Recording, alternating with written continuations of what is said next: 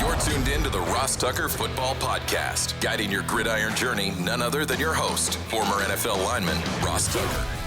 Oh, yeah, it is.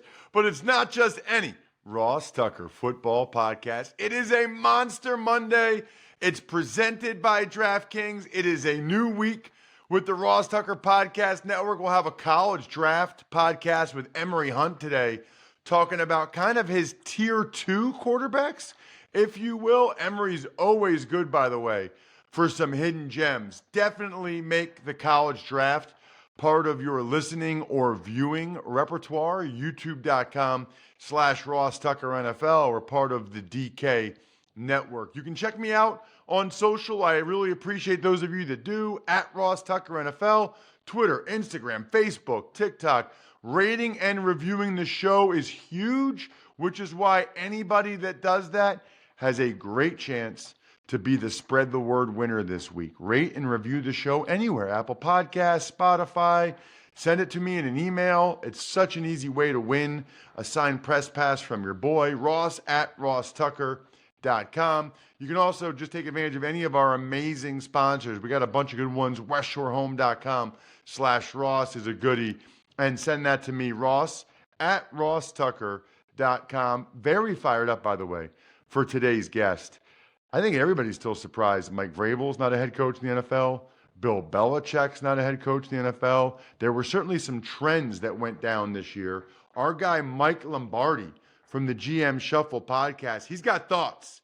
He's got takes. We also have patrons, patreon.com/RT Media. Shout out Austin Emmett. It's Big Show time. The Big Show. You know, I'm guessing a lot of you probably already listen to the GM Shuffle podcast. It's very popular. It's another show that's part of the DraftKings network from my buddy Mike Lombardi. He also does the Lombardi Line show for VSiN. He's got the Daily Coach, which is a really cool daily email that you should check out. It's both Mike Lombardi and George Raveling. It's really cool to every day just get some of the tidbits. Mike, I know that's something you're very proud of. Yeah, I love it. It's the best thing. It's the most rewarding thing in your career. I think you get to a point in your life where you you stop chasing and you give back, which if you started your life that way, you probably would be better off. And, I got to have an opportunity to, I don't know if many people know the great George Raveling. George Raveling was a basketball coach, was a player at Villanova. Then he went on to become... I didn't know he played hoops at Nova. He played hoops at Nova. Okay. It's a great story about Rav. So Rav's a player at Villanova in 1963. He's done playing hoops. Great high school player from Washington, D.C. Goes to Villanova, gets done in 63. He and his buddy on the basketball team are kind of going to become GAs on the Villanova basketball team. They're going to go into coaching. And so they go down. It's a summer day. They go down to this guy's dad's house, and they're going to spend the weekend down there. And the dad is a dentist, and the dad says to these two kids, he said, "Are you guys going to go to D.C. tomorrow?" And they said, "No, we don't have any money. We don't have a car." He said, "Well, I think it's really important that you go, because for the African-American community, it's going to be a powerful message." And so August of 63, wow, Martin Luther King's going down there. So the dad gives him his car. They go down there. They gives them money. They rent a hotel room on the outskirts of town, and the morning of the talks, they go start walking the parade ground. Now you got two 6'6" guys, right? Walking around 6'6", 6'7", and so somebody comes up to them and says, "You want to be a security guard?" And they said, "Yeah, sure, why not?" And so they put Coach Rav on the stage. So there's 16 speakers that day on the Washington Monument. Dr. King's the last speaker. You're really only supposed to go between 5 and 8 minutes. They really wanted to time it out. They wanted more of the enthusiasm. And so right around the 5-minute mark of Dr. King's speech, Mahalia Jackson, who's sitting on the stage, she's behind him. And she screams to Dr. King, "Tell him about the dream, Martin." Because the speech was never about "I have a dream." The speech was another speech he had written for that moment. And at that 5-minute mark or so, he launches into the "I have the I have a dream" stream. Yeah. How have I never heard this story before? It gets better, Ross. So then he goes into the "I have a dream" speech. Yeah. And then he walks off stage. And the great George Raveling, who I love like a father, goes up to Dr. King and says, "Dr. King, can I have a copy of that speech?" And Dr. King folds it in half and hands it to him. And he has owned that speech his entire life until he gave it to Villanova 2 years ago, and never promotes that he owned it. You can actually, CBS News has a clip of Dr. King handing him the speech. They did a feature on it years ago. How old was George at the time? George had to be 22, 23. Wow. And so, I've been blessed to know Coach for pretty much. I got to know him when I first started. My first time in television was at CBS, and I got to know him there. And there was a production assistant there named John Coleman'sberger. It truly was Rain Man. I mean, this is a guy that could correct newspapers on things that were wrong. That's how he was. And J.K. would ride his bike down to the Strand bookstore and buy all the out-of-town newspapers, because this is no internet now. And then he would cut up the clips and send them to Rav. And he's like, you should meet Rav. Rav's one of the greatest readers of all time, and he is. And so then when I was living in Los Angeles, my wife and I were living in L.A., Rav and I really got to know each other, and we started to have lunch or dinner once a month, once every 2 weeks. And we were both reading The $1 Trillion Coach by the people that started Google and all the influences of Bill Campbell, who was a former. You probably played against him. He was the head coach of Columbia. Yes. He was before me, but Ivy League football guy. Very well known. The Campbell Trophy. Right. But he only won 9 games at Columbia. Yeah, I bet. He only won 9 games at Columbia, right? But he thought so highly of his leadership skills, he moved out to Palo Alto and set up a consulting business. And the $1 Trillion Coach book is about him advising $1 trillion worth of people in the Silicon Valley. And so Rav and I are reading this book. We're both reading it, and we say, look, everybody needs a coach. Everybody needs somebody to help them every day. And so that's how we started the Daily Coach. That is absolutely awesome. Mike, I was thinking this offseason with Tom Telesco, the new Raiders GM, getting a second bite at the apple. There aren't many people that have ever done that. Do you feel like it's funny because off the top of my head, at one point you were the head of personnel for the Raiders. I think when I was a player. Right. But I don't know. You'd have to tell me the dynamic between you and Al Davis in terms of like final decision making. Oh well, there's no debate here now. And going back, and Ron Wolf will tell you the same thing. Ron Wolf and I, Ken Herock, we all had Steve Wertmeyer, the late Steve Wertmeyer. We all held that job. We were advisors. We were not decision makers. You would say to him, "Hey, I think." Were you called the general manager? Oh no, you were a senior assistant. He would never give out titles. God forbid, no. Okay. No, you never had titles. I never had. In my career, even when I was in Cleveland, the year I was a general manager, that was the only time I had that title. I never had the authority to just say, this is who we're picking, and I don't care what anybody else says. When you went to Cleveland, you still didn't have that? No, Banner had all the authority. It was in his he was the one running the draft. He ran everything. And Banner, but that was fine. Banner's the one that brought you in. But Banner brought me in. I'm not complaining about that. The only draft that I really that had not all the authority, but I had pretty much. Jeff Lurie gave me the authority, and Banner did in the 97 draft when we traded for Hugh Douglas. We drafted Trey Thomas. We drafted Jeremiah Trotter, Allen Rossum, Brandon Whiting, Ice Reese, that draft. And then I got fired. So Mike, I don't think I knew you were in Philly. Yeah, I was there for that 1 year, and I ran that. That was draft. when I was still in high school. I ran that draft. I traded a second-round pick to Parcells. I can still remember him telling me, he was getting pissed off. What was your title? I was pro personnel director, but there was no GM. Dick Daniels had just gotten fired. So I was kind of running it. Banner was kind of running it, but I was really the point man. And I remember going into Banner's office and I'm saying, look, Joe, either we do this or the big fella who's having dinner right now with Mike Francesca is going to bail on it, right? So that's when we traded for Hugh Douglas. We gave up a 2 and a 5. That was a good trade. Yeah, it was a really good trade. Hugh was a heck of a player. Parcells just didn't think he was big enough or didn't like him in a 3-4. Didn't think he was a good fit. It wasn't a fit for him. He wanted to play a 34, and he's not a Sam backer. No, he's not. So he's a thick, powerful dude. Yeah, and he could play. He would play OEN today. He would play open side end today, if that, a crash end, whatever you want to call him. Yeah, he would do that. But so that draft, that was really the only draft that I kind of had. And I didn't have complete authority in that draft, but that's kind of the one. But that's okay. How many years were you in Philly? I was just there for that 2 drafts. And I got fired after that when they brought Modrak in after that, because Jeffrey was obsessed with the Pittsburgh way there. I think a lot of these owners, it's really an interesting case study. If you look at some of the good owners now, like Jeffrey, right? Yeah. Jeffrey became a good owner. He initially wasn't one. Oh, okay. He learned how to become a good owner. What Jeffrey was really good at doing early in his career was saying, look, I value offensive and defensive linemen, and I want this organization to be built around that. I want to that's what we're going to spend our money on. Yeah. Draft capital, free agency. That's what an owner needs to do. But the other stuff, he was a little bit always, should I go with the Patriot way? Do I like Dick Daniel? Do I like the Bobby Beathard way? What about Ron Wolf now? They were always intrigued by other things. And finally, he just got comfortable in his own skin.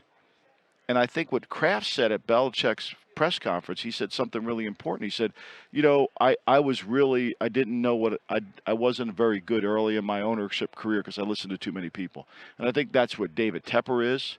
I think that's where Josh Harris is going to be. I think all of them, when they start out, they listen to too many people. It's funny, as you're talking, Mike, does the NFL, maybe they can't do it for competitive reasons, but it sounds to me like these owners, because I've heard so many, and you know more than me, but I've heard a lot of owner stories over the years, like about them being more involved than people realize in decisions. And a lot of them really don't know what they're doing. I almost feel like there should be a business, like you should start a business, or you and somebody where you're consultants for owners. Well, I wrote Gridiron Genius, which is a book that if an owner read that book, it would make him a better owner.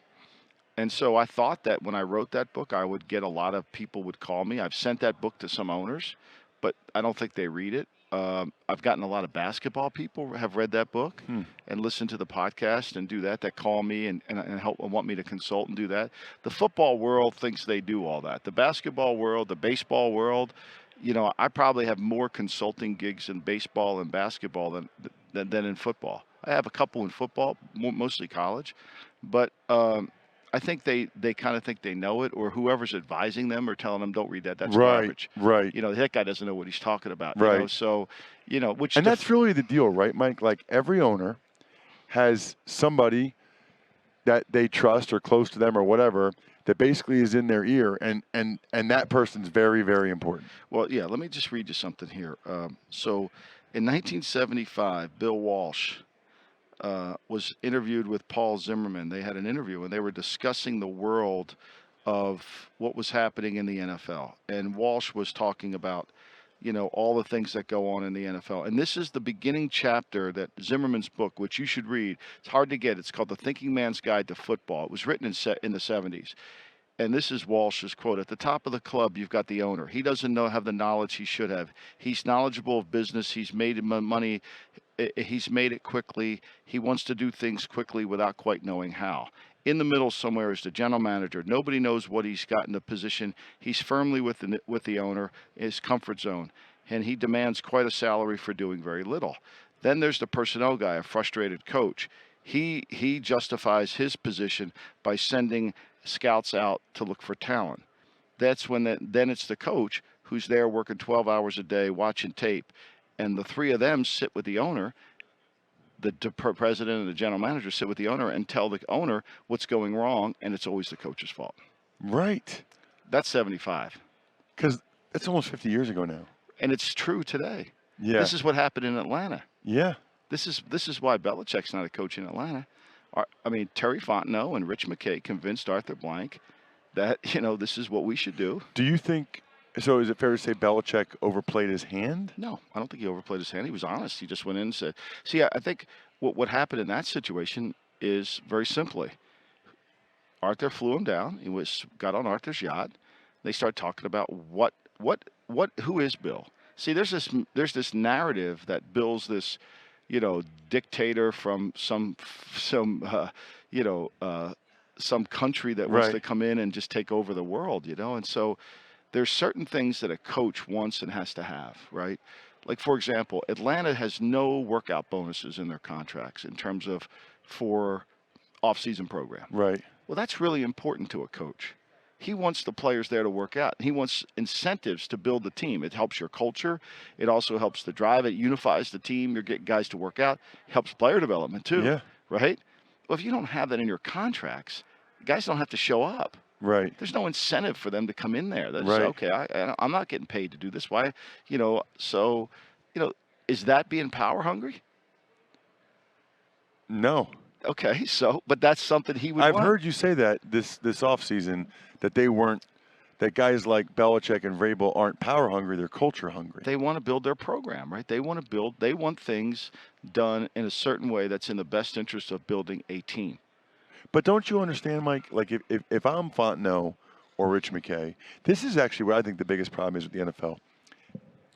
Everybody is just out for themselves and trying to survive. And so if you're Fontenot, Belichick coming in there is not good for you. But he's probably going to get rid of you. But he was told, or McKay. He was told. Well, first of all, the whole conversation began under the understanding that McKay was not going to be involved. Because if Arthur would have said to Bill, McKay is going to still be the president and he's still going to be involved with the football, there would have been no interview taking place. That's one. Two, Belichick was told from the initial get-go that Fontenot was going to be part of the GM, that they weren't going to let him go. That's two. So he was okay with that. Because I mean. But did he think he would have final say?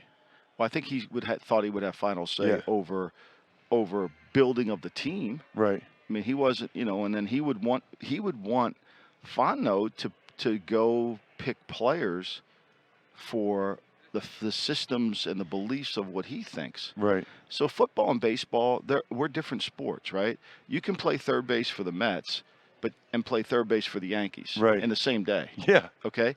As being a player, you can't play for Kyle Shanahan's zone outside run scheme and then go play for a power run scheme. They're just two different style of players. So the job of Brett Veach and the job of John Lynch, who neither have control of the draft, who neither have the authority to do anything without the head coach saying to it, their job is to understand what the coach wants offensively, defensively, in the kicking game. This is the type of player we have to have. This is the style of player we need. This is the character of the player I want. And then they teach their scouts that. This is called scouting inside out, not outside in. And so when you do that, when the programs run through the coach's belief systems, then when you lose a coach, you don't have any problem. You replace him with another coach, but you don't replace a whole philosophy. You follow me? Yeah. So when you lose a coach, the next coach comes in. He's not saying, well, I don't want to really run outside zone. I want to run power. No. The program's built on this. This is how So then the next coach has to run the same stuff?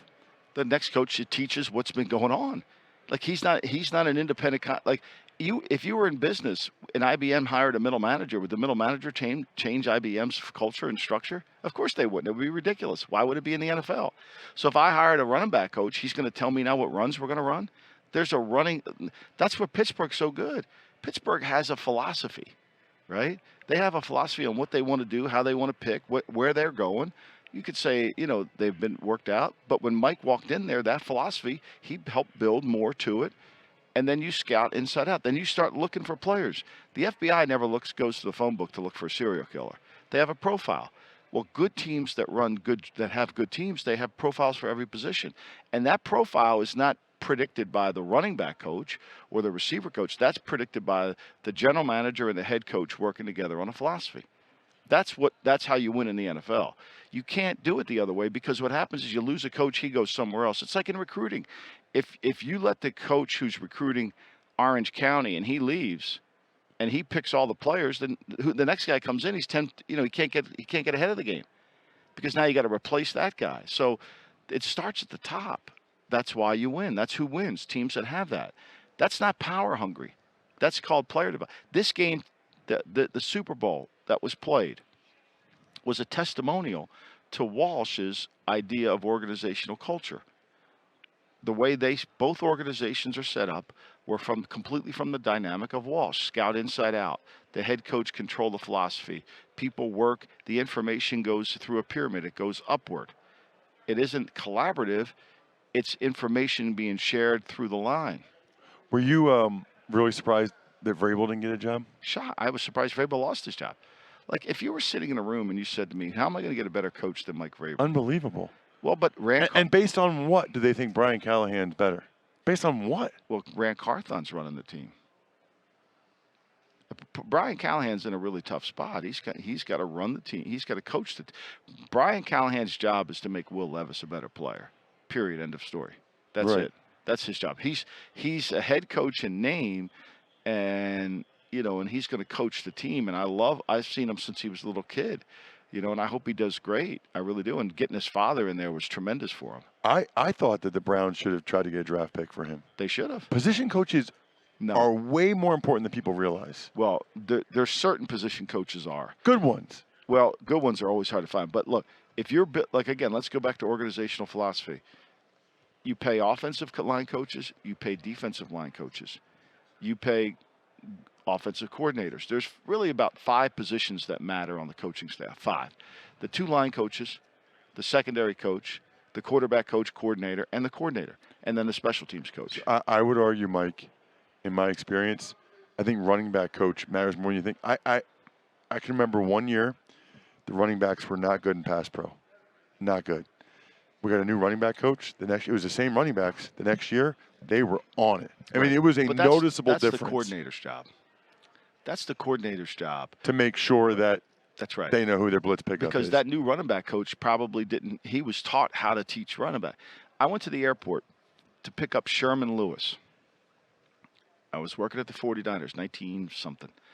And Sherman Lewis was the defensive coordinator of Michigan State. And Bill Walsh tells me, go to the airport, pick up this guy, Sherman Lewis. So I go down to the media guide so I could see his picture because, this is 83 or something, and you don't know the internet, right? So I don't know who Sherman Lewis is. No cell phones, nothing, right? So I see a picture of Sherman, I see he's the defensive coordinator. Pick him up in my car, driving back to 711 Nevada Street, put him upstairs with Coach, and we hire him as the running back coach. And I'm like, I have no idea why. Like, we just hired a defense, kind of confusing. So about 6 months later, I'm in a car asking Coach Walsh. I'm driving him around. Coach, why did we hire a defense coordinator to be the running back coach? He said because I would rather train people to do it my way than have to retrain people. Wow. And it was a powerful statement for me because he taught Sherman what he wanted him to teach, which then kept the chemistry and the culture and the philosophy tied together. So one guy's not teaching something different than another guy. Again, this is a big thing in the NFL. Everybody says we're on the same page. But nobody really talks about alignment. That story I just told you with Sherman is alignment, right? Everybody's aligned to the philosophy. When you're on the same page, once you lose, then, that wasn't me, man. I didn't do that. That page gets turned quickly. Check him out on social media at M Lombardi NFL. You can see why the GM Shuffle podcast is so popular. Obviously, the Lombardi line, and highly recommend you guys sign up for the Daily Coach newsletter. It is fantastic. Mike, thank you so much for coming on the show. Really appreciate it. I appreciate you, Ross. Man, Lombardi is a fountain of information. Big fan anytime we get Mike on the show. Big fan of DiGiorno. Listen, anytime you're hosting game day, movie night, whatever, I had a daddy-daughter date the other night, you need the perfect setting, the perfect squad, the perfect eats. Luckily, you're a game time mastermind. Grabbing DiGiorno Classic Crust Pizza can bring home a dub. It's packed with half a pound of cheese, sauce, other toppings. Comes at a ridiculous price. Make the game-winning call and grab a DiGiorno Classic Crust Pizza from the grocery store today. It's not delivery. It's DiGiorno. Wash it down with some of my faves. Those Labatt Blue Lights, had several of those over the weekend. It just feels so good when it touches your lips. Always enjoy them responsibly like I do. Beer, Labatt USA, Buffalo, New York. Tuck's Takes. All right, Ross, we got more and more guys that are either getting released or expected to be released before the start of the new league year, including Saints safety Marcus May, Vikings running back Alexander Mattison. Right, and there will be more where those came from, Jack, and even with the salary cap going up, they really just don't care, right? Like, they just don't think that those guys are worth that money. I'll say this, too, in terms of the combine. I don't get too into the combine. I will say, in terms of the physical testing, the short shuttle and the 10-yard dash. That 10-yard split, that's football. That burst, that matters. I do think it's interesting. Maybe I'll say some more about it later in the week. I think it's interesting Caleb Williams, the first prospect to decline to submit to the medical exams at the combine. I guess he feels like he has that leverage, but that also plays into some of the negative stuff that's out there about Caleb and his team or whatever as well. So interesting decision from Caleb. Other than that, I think we're done here. Thanks for tuning in to the Ross Tucker Football Podcast. Make sure to also check out Even Money, Fantasy Feast, and College Draft, all on the DraftKings Network on Samsung TV Plus, YouTube, or subscribe to the podcast on your favorite platform. Shout out myfrontpagestory.com. The offer still stands. I don't care if you get it for somebody's birthday, anniversary, anybody. If you get a story at myfrontpagestory.com and you forward me the email after you sign up for it or pay for it or whatever, I guarantee I'll send you a signed press pass or a football card or picture. You're guaranteed to get my autograph. It's that easy.